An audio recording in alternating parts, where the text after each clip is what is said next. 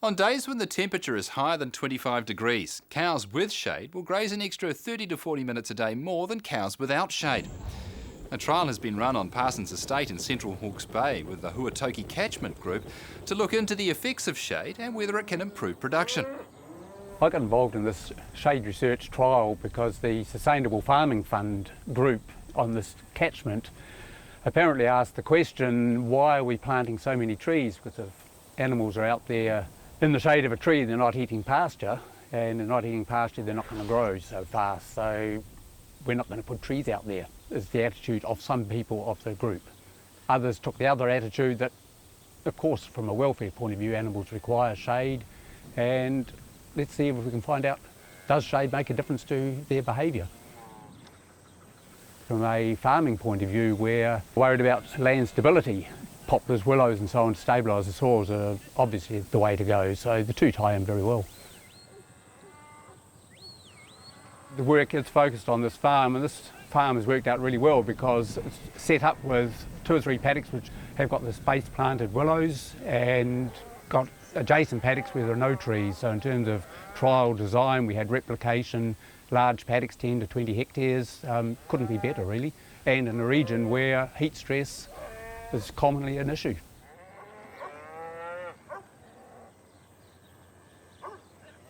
This farm is 917 hectares, 850 approximately effective, sheep, beef and deer breeding. The deer block's just finishing. A traditional Romney flock with 4,500 breeding ewes and 270 Angus to the bull this summer. The regional council and a group of farmers were interested in looking at sustainability and resilience. As a group we sat down and did come up with some key points that we wanted to discuss as a group or look at, and in this particular country we did find shade a hot topic, or the results from what that shade might do, whether it was going to increase production or have more production gains in other ways.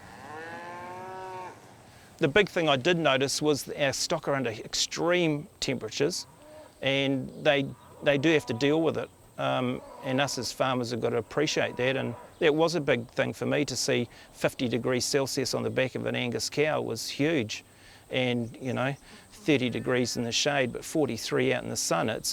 We don't want to be doing that. So I think us as farmers have got to take that on board and use that information to help our stock.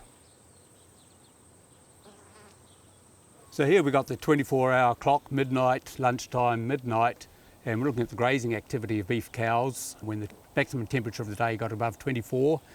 And during the night there's a little bit of grazing activity, 10 minutes per hour on average during the night. Sunrise, big increase in grazing for 2 or 3 hours. They rest during the day, but obviously it's grazing going on 20 to 30 minutes per hour during the day.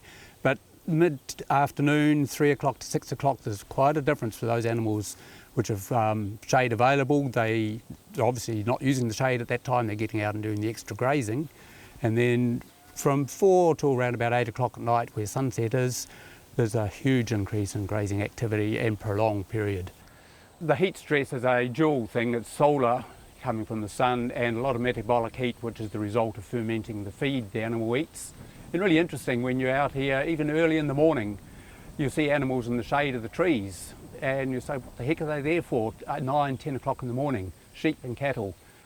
And then when you think about it, they start grazing at sunrise, 5:30, 6 o'clock, and 3 or 4 hours grazing, they've got a gut full, they'll go sit down and digest that, and they're liberating a lot of metabolic heat. Now, I'm sure that's got a lot to do with the heat stress and the heat measured on the animal's back. The first thing we did was use this GPS collar around the animal's neck, and that was telling us where the animals were going every hour, every minute of the day, basically. We had the motion sensor here, which goes onto the hind leg of the cow, straps around with Velcro, and from that we can work out the proportion of time spent grazing, standing, lying or walking. The other interesting thing was this rumen sensor. Goes down the animal's throat, floats around in the room and measures rumen temperature and pH. Turned out to be really good because we could work out the number of drinks the animal had by the sudden decline in temperature. When they were under stress and at the end of 3 or 4 hours of rumination, the temperature was often over 40.5 degrees, and at that point the animal would stand up, go and have a drink. So they can stand a little bit above their normal range, but go outside there, they've got to do something about it. The main negative we've come up with so far is the fact that with animals concentrating around trees in winter or in summer, a lot of their excreta goes into those localised sites, and if it happens to be a watercourse, you're going to end up with overland flow of nitrogen, phosphate, fecal microbes into the streams and so on. But really we're talking about space planted trees as well, so you're getting out into the paddocks, not only on the stabilised watercourse, but getting out spread around the paddocks. So there are a lot more positives than negatives in having these trees for shade.